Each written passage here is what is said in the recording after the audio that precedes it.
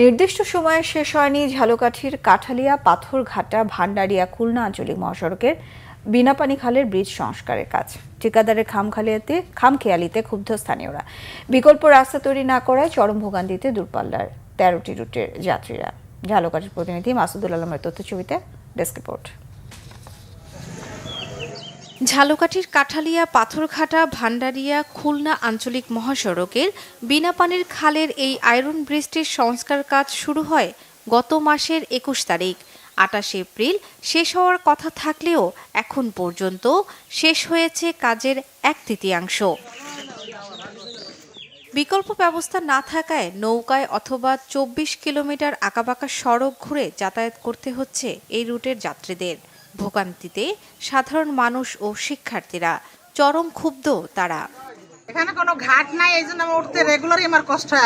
হাত পাও ভাঙে, কোনো লোকজন গাড্ডা গোড্ডা কিছু না দিয়া এটা ব্রিজ করতে আছে। কিসের ব্রিজ করে, কি করে? অনেক কষ্ট আইতে, রুগী আইতে কষ্ট, অসুস্থ মানুষ আইতে কষ্ট। আমার বাপ মারা গেছে ঢাকা মেডিকেল থেকে, আমি ৩০-৪০ কিলোমিটার ঘুরিয়া হেলবার আমার বাড়ি বসতে হয়েছে। কতদিনে ব্রিজের সংস্কার কাজ শেষ হবে জানাতে পারছে না সড়ক ও জনপথ বিভাগ। বিকল্প হিসেবে পারাপারের জন্য ট্রলার দেয়া হয়েছে বলে জানিয়েছে তারা।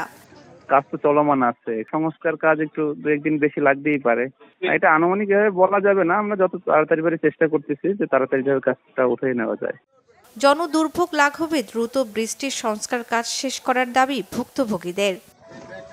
Bangla Vision news desk.